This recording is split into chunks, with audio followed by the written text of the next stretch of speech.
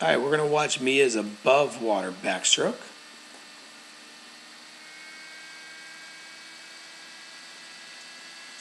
So the first thing we kind of see is her head's a little high in that water. Okay, part of what we saw earlier on the underwater portion, was that her hips were a little bit low, and I think this is a big reason as to why her head's a little high in that water. Lay that head down just a little bit more, and that's going to help bring those hips up a little bit better. Now, as your hand comes up here, you can see your thumb is up so good. You want to see thumb up like that all the time. As you get up to the top of your stroke, right here is where you're turning your pinky, your eyes are looking straight up, your arms are straight. Good recovery there.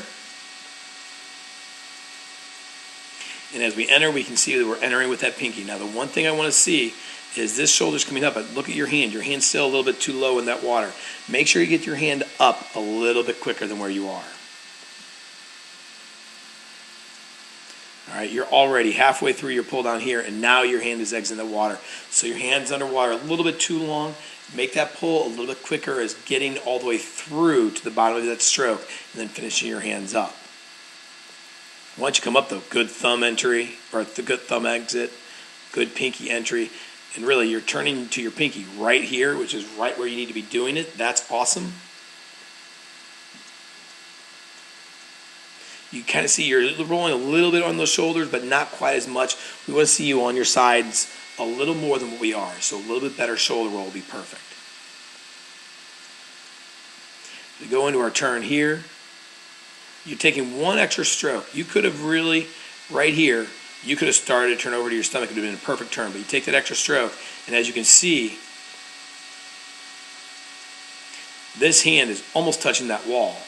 And then by the time you start your hand to your pull, your head is really on top of that wall. That's, number one, that's dangerous, okay, because you're going to bust your head on that wall at some point. So be careful. But number two, it's also a slower turn because now you're getting closer on the wall and you're not really able to be as quick and fast off your turn. So let's make sure we get one stroke less into that wall. So just one less stroke. All right. As we go into our turn, again, kind of like what we saw before, you can see your hands here and here. Okay, keep those hands closer. We come off, good tight streamlines. Can't really tell about your flutter kick quite so much above water, which is good because that's where the officials are. But again, we know that it's there. So Mia, we have to impress upon you. We've got to work the dolphin kick. In backstroke, the dolphin kick, if your feet are separated, it's really not a big deal. There's nothing illegal about it. But when the butterfly rolls around, if those feet are separated, that's where we're going to get in trouble. So we've got to make sure that works. Good breakout. Now look at this. You got your hand getting ready to exit. Your head just came up with the water. This hand is starting to pull. That breakout is what we want to see all the time.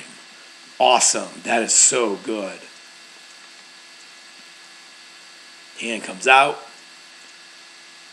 This hand up here is pausing just a little bit to let that hand come out, but good. Right into your stroke. And again, you kind of see every other kick is a little bit of white water, and that's because those hips are down a little. Make sure those hips stay high. Okay? Awesome, Mia. Great job.